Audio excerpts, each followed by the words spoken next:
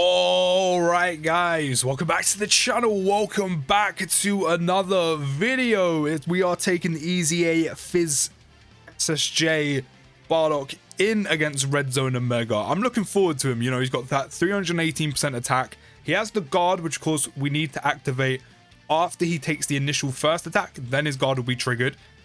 And then, of course, he's got that 50% defense raise. But to really test him out, because he has 212k defense right now, I am going to put him in slot 1. As I was saying during this showcase, there's only a few points where you can actually risk putting him in slot 1, of course, because again, as I said, you need him to be hit once, then his guard will be activated. At least if he's in slot 2 or slot 3, you can raise his defense by 50%, then get hit, have a bit of extra defensive coverage, and then trigger his guard. You know, it doesn't make too much of a difference, but it makes enough of a difference where, you know, he'll be able to kind of firm the first attack a little bit better than, of course, if he didn't have his defense raised. But we got a basic attack off the bat, and with just 200k defense against a Mega, he does have type advantage, which is why I risk put him in slot 1. He took double digits before his guard was even active. So far as a sub EZA, he's already performing very well. He's even sealed a Mega right now. And of course, his guard is activated. He's raised his defense by 50% twice. So there's no doubt he's tanking double digits, but now we don't have to worry about a super attack until potentially next turn or the turn after.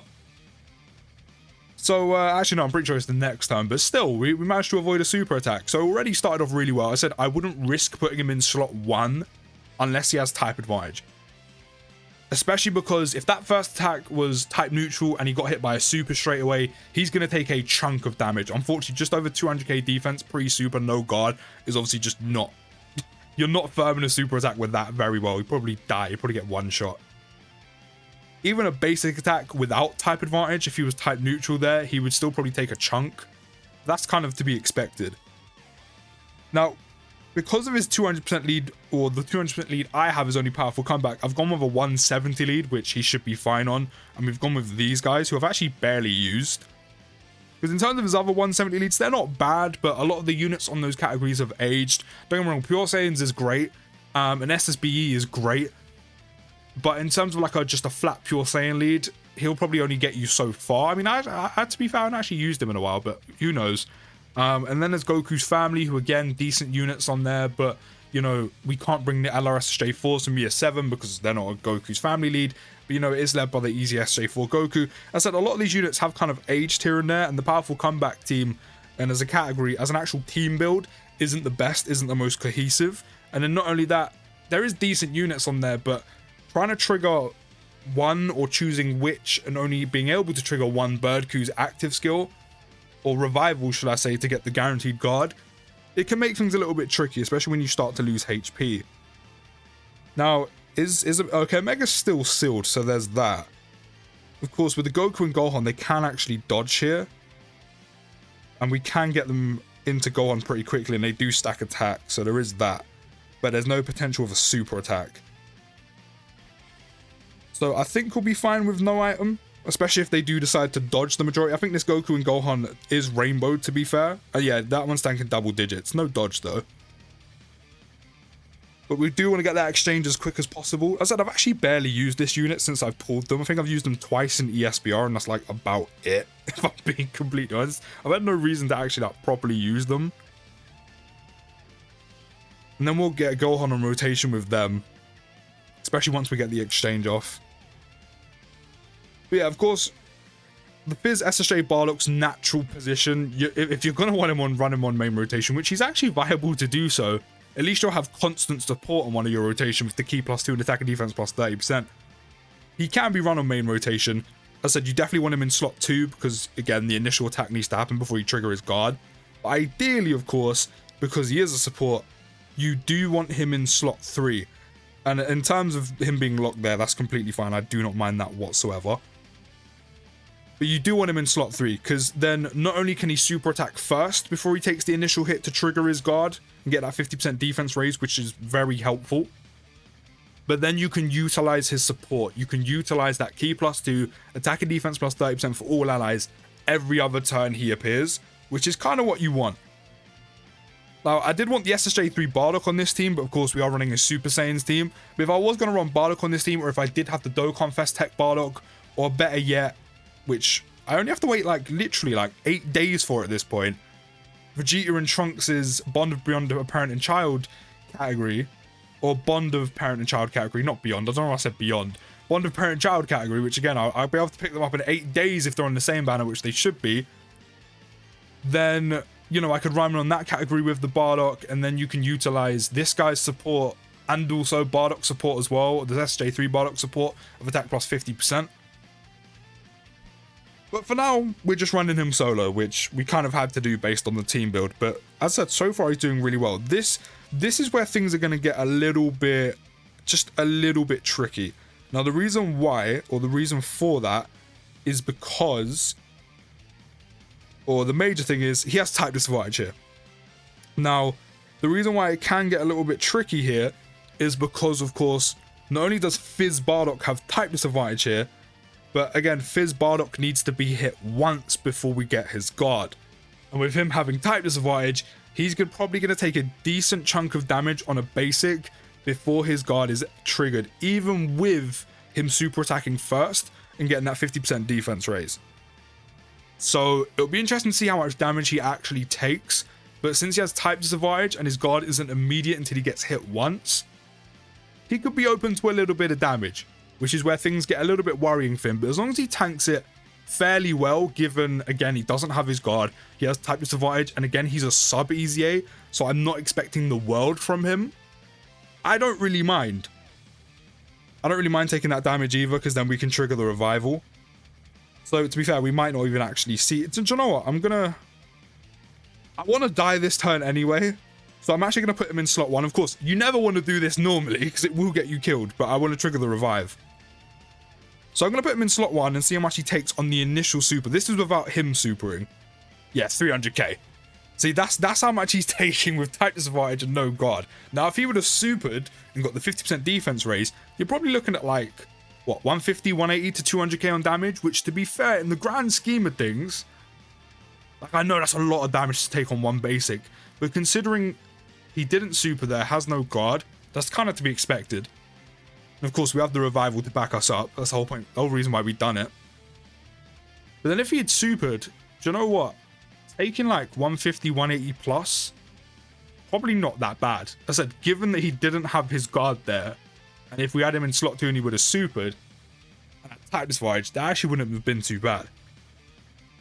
Now, I think this is the rotation I'm going to go for with these guys. Again, especially with the exchange. Hopefully they can dodge in slot 1, because I want Gohan to take the brunt of all of those, because he has type advantage and guard right now. Like, why wouldn't I want him there? So hopefully Goku and Gohan can... Okay, or you could not dodge. There's that as well. Thanks. 200k on a basic. Thanks for that. Probably should have put Gohan in slot 1. Probably should have put him in slot 1. But, you know, I decided to have faith. You know, I decided to have faith and rely on the dodge. Something you should never do. And let's just go Geo. Really? You have to dodge Gohan's attack as well? Why are you being this way? I just took 200k on a basic because of you, and then you just had to dodge his super. Like, what's wrong with you? You're already annoying enough as it is with the lock and the seal, which, to be fair, he didn't actually really do in the first phase. Did you notice that? He actually didn't really lock us and seal us really at all. Or do it to where it was annoying. Like, he locked Bardock in slot 2, and I'm like, that's fine, because I want him on rotation, so you can do that. That's okay with me, sir. Yeah, you take all of that damage, you punk. That's for dodging Gohan's attack. He'll dodge all of yours. Scrub. Now, this is an animation you don't see often. This is an animation you don't see often. I also forgot to mention as well, of course, Bardock is also getting the extra 30% when his guard is then active, which at that point, it's useful and it's nice, because of course it just helps him tank a bit better, especially if he was to be super attacked, which we're kind of yet to see him be supered with guard active, with no item. But the extra defense is nice. I wouldn't say it makes a big difference, but it's nice. It's useful. Now, I am going to pop a Whis here because we've actually lost quite a bit of health and I don't want to die. But we can regen some health by doing this. But in terms of what Bardock's good at and why you would actually be bringing him, he's doing really well. Like, really, really well. As I said, he's a very good tank because of the guard. Of course, you need to be hit first, which is the kind of risky part. But as long as you're careful with it, and as long as you get him to super first, which is very easy to do if you run him in the right slots, which again is mainly slot 3, because realistically, why are you going to run him on main rotation? I'm just doing it for content, but at least he's viable to actually go on main rotation. Like, we have an absolute brick wall of a rotation set up with him and Birdcoot. But, you know, you're not expecting damage. I mean, if he gets a crit, at least he can do some okay amount of damage. Like, it will help out in the long run. But in terms of what he's good at, which is tanking and providing support, he's exceptionally good at that. Like, exceptionally good. Now, we're going to trigger this. The only annoying thing is I haven't got it with them, but we do still have a Whis active. Although I am still a little bit scared because, yeah, these guys, they still haven't transformed. But we do have a Whis active, and we are getting a Dokkan attack. So now here again, Bardock's got a major advantage in his favor, which is he has type advantage. So a Mega Shenron does do like 400k or just over 400k on a basic on this phase, if I remember rightly. But Bardock has type advantage with just over 200k defense at the start of turn. So that initial attack, while it may do a little bit of damage because of the type advantage, the initial attack before he gets his guard might do a little bit. But because of the type advantage, he's going to cushion that blow a little bit, especially with the 50% defense raise before he gets hit. So he's going to be tanking very, very well here. As I said, he has kind of had it in his favor because there has 2 phases against the Mega that does give him type advantage. So there is that. But even so, I'm impressed. This guy's good. There's not many sub EZAs that are kind of on the level to actually be viable for Red Zone. So I'm more than happy with how he's performing right now. I did want to see him get supered, but the strength phase really would have been a risk. But I do want to see him get supered to see how much he takes. But I'm kind of okay with him not being supered just because of how well he's doing anyway. I'm going to put him in slot 1 just to see how much he's going to... because we do still have the Whis active. So I'm going to put him in slot 1. He'll probably tank that super for absolutely nothing. Or not super. He'll probably tank that basic for absolutely nothing. Actually, no. He still took 70k. And again... oh, I didn't get enough ki for him to super. But to be fair, his guard's active. So no 50% defense raise. And he still tanks 20k.